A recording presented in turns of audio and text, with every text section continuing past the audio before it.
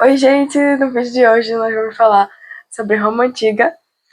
Eu espero que dê pra entender tudo no vídeo. Eu vou tentar falar tudo da forma mais resumida possível, para que fique tudo bem claro e que dê tudo certo. Bom, Roma foi dividida entre três períodos, certo? O primeiro conhecido como monarquia, república e império. A república é a parte mais importante que a gente vai falar um pouco mais pra frente, mas a gente vai começar pelo início, que no caso é na monarquia. A cidade de Roma em si, ela foi criada por uma história mitológica. Muitos dos romanos acreditam nessa história, então tem como, assim, a verdade, e a gente acredita nas que eles estão dizendo e a gente vai acreditar. No caso, a história é do Rômulo e Remo, que foram os dois camponeses que foram alimentados por uma loba, né? E aí eles foram sendo criados lá por essa loba, cresceram e criaram a cidade de Roma juntos. Rômulo se revoltou com tudo, decidiu que ia ser o rei principal e matou Remo, que era o irmão dele, por sinal. A cidade de Roma, ela teve como primeiro rei Rômulo, entre outros 7 reis. Então foram no total 7.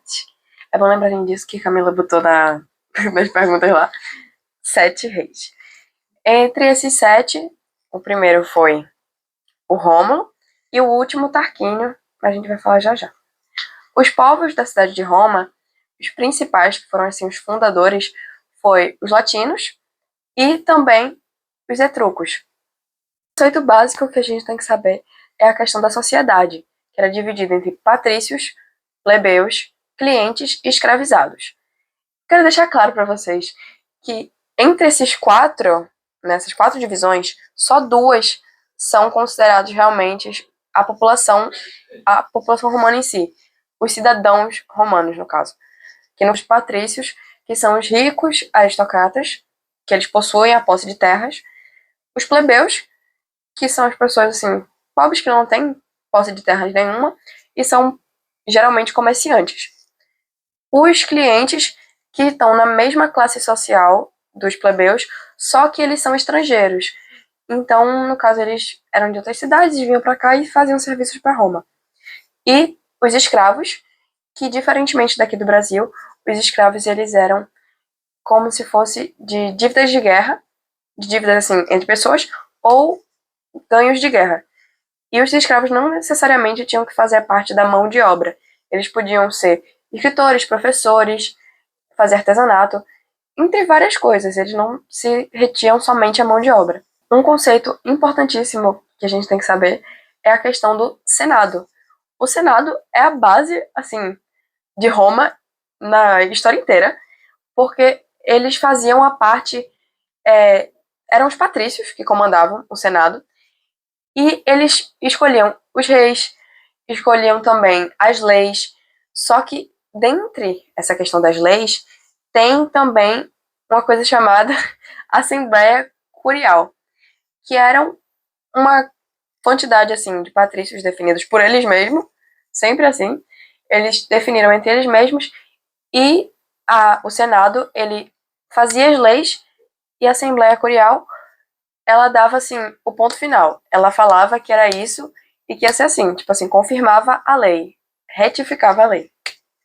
Chegando para o final da monarquia, a gente tem Tarquínio Soberano, que era um rei que visava muito a questão da plebe. Ele tinha várias ideias que favoreciam a plebe e ele tinha uma ideia também que ele queria ter a independência da maior força de Roma, que era o Senado. Ou seja, ele queria praticar o mandado dele, né, como rei, sem ter interferência do Senado, o que criou uma grande revolta, né, no Senado em si, e eles expulsaram Tarquínio de Roma, né, finalizando assim a monarquia romana e começando a república. Bom, um conceito de república que cai muito e que a gente tem que saber é que república é coisa pública, ou seja, visa os desejos da grande população, logo da plebe. Então, uma ideia de Roma antiga que eles tinham que favorecer os patrícios, a questão do Senado, deixou de existir aí, porque eles tinham que agora favorecer a plebe. Por ser uma república, tinha que fazer as reivindicações da plebe, não todas, mas em sua grande maioria era para acontecer. Nisso, foi se criando vários conflitos civis da plebe, porque nesse período de república foi marcado por uma grande expansão territorial. Então, antes um território que era pequeno foi se transformando muito maior, e com essa expansão foi tendo mais escravos, mais difícil controle, até porque a república não tinha assim muita gente, né? O Senado não é tanta gente assim, e para um espaço tão grande, tão amplo, tanto, tanto território, eles não tiveram assim como administrar aquilo tudo. E, né, a plebe crescendo, crescendo, crescendo, então eles foram querendo ter mais reivindicações.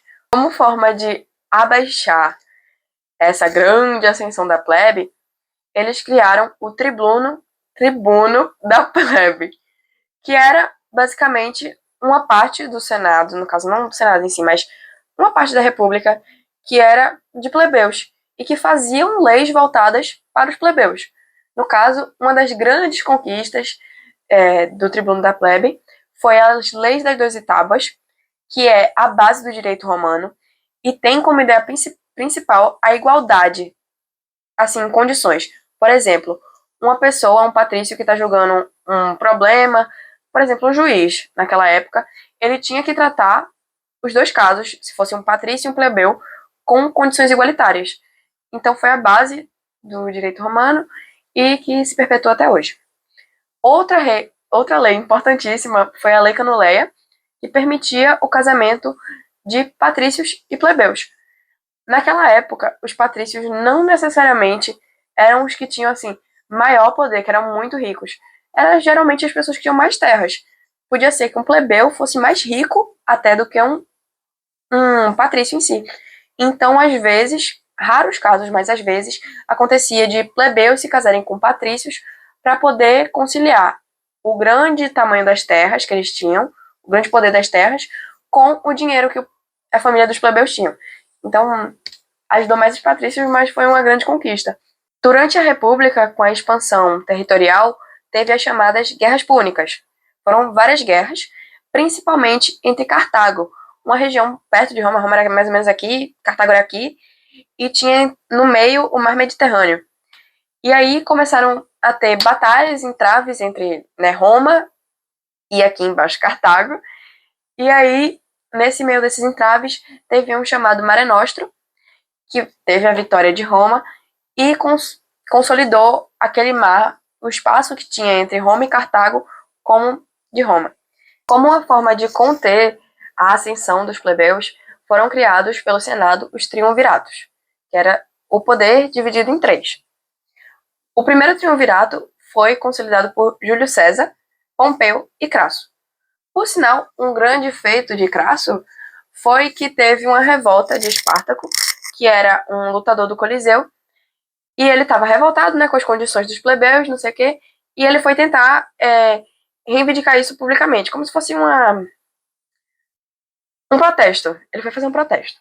Junto com outros plebeus, não deu muito certo, Crasso se irritou, Crasso, que era um militar, ele matou todo mundo que queria se opor ao mandato dele e fez simplesmente uma linha assim, tipo assim, na rua, na estrada, tinha aquelas lanças e todas as lanças ele botou a cabeça das pessoas. Ou seja, ele cortou a cabeça das pessoas e botou lá as lanças com a cabeça. Um caminho de cabeças no meio da estrada. O que deixou o povo aterrorizado e também foi uma forma de conter, né, as pessoas da oposição. Bom, no triunvirato em si, Crasso morreu depois de um tempo, entre as guerras que estava tendo normalmente, e Júlio César e Pompeu criaram um embate. Pompeu acabou perdendo, Júlio César ganhou, e ele se formou, ou melhor, se consolidou como ditador vitalício daquela época. Então, assim, né, eles achavam que iam se conter, as coisas, não sei o quê, acabou que não deu em nada, gente, porque Júlio César era super a favor dos plebeus. Júlio César, ele criou obras públicas para melhorar a cidade de Roma em si, além de criar leis que favoreciam os estrangeiros. Então ele consolidou também os estrangeiros como cidadãos romanos, o que deixou o Senado super irritado e se juntaram 40 homens do Senado, no caso o Senado inteiro, para matar Júlio César. No caso, cada um deu uma facada, dos 40 senadores, cada um deu uma facada, um de cada vez. Assim, não um de cada vez, né? Mas, vários dando várias facadas. E aí, Júlio César foi assassinado de forma covarde. Coitadinho. Com a morte de Júlio César, o Senado tinha que criar o quê? Outro triunvirato, né? Para ver se segurava ali a plebe. Então, surgiu o segundo triunvirato, que era constituído por Marco Antônio, Lepídio e Otávio. Eles tinham sido divididos da seguinte forma: o território de Roma estava muito grande, então eles pegaram e cada um dos três ficou responsável por uma área de Roma, para ajudar a segurar melhor, né? Só que o que aconteceu? Em vez deles se ajudarem, eles criaram um conflito. Então, Marco Antônio começou a ter embates com Lepídio e acabou que matou Lepídio, né? Aí sobrou Otávio. Na briga de Marco Antônio e Otávio, Otávio, não sei como, ganhou, né? Otávio ganhou. Aí o que Otávio fez? Otávio, que não é besta, ele ficou com um nome chamado Otávio Augusto. Ele se autonomeou Otávio Augusto, que naquele tempo, Augusto, ainda hoje, na verdade, Augusto é tido como divino. Então ele era tido como uma figura divina pelos romanos. E nisso se finalizou a república e começou o império, tendo como primeiro imperador Otávio Augusto. No Império Romano, como forma assim, né, de amenizar os problemas que já estavam tendo, que eram demais, eles criaram, Otávio, né, Otávio Augusto no caso, criou a lei chamada Pax Romana, que era a paz romana. Era exatamente isso. Então eles deram uma parada na expansão territorial como forma de segurar a quantidade de escravos, plebeus que estavam se aumentando e que também eles não estavam conseguindo controlar a quantidade de territórios que eles tinham. Então eles criaram a Pax Romana justamente para ter uma paz. Uma lei também muito conhecida, criada por Otávio Augusto, foi a lei do pão e circo, que era uma lei assim ilusória, né, para a plebe. Eles faziam a seguinte coisa: pão e circo, porque era alimentação e entretenimento. Então eles davam entretenimento e alimento para os plebeus estrangeiros, fazendo com que eles ficassem quietos, né? Então, tipo assim, eles pensavam, no período, por eles terem criado essa lei da Pax Romana, teve o avanço de outros territórios de fora em Roma, invasões bárbaras, né? Conhecidas como invasões bárbaras. Nessas invasões, começou-se a surgir o cristianismo dentro da civilização romana. Então, uma cidade antes que era politeísta começou a virar monoteísta. Alguns cidadãos eles foram se convertendo para o cristianismo, só que o Senado em si não gostou disso.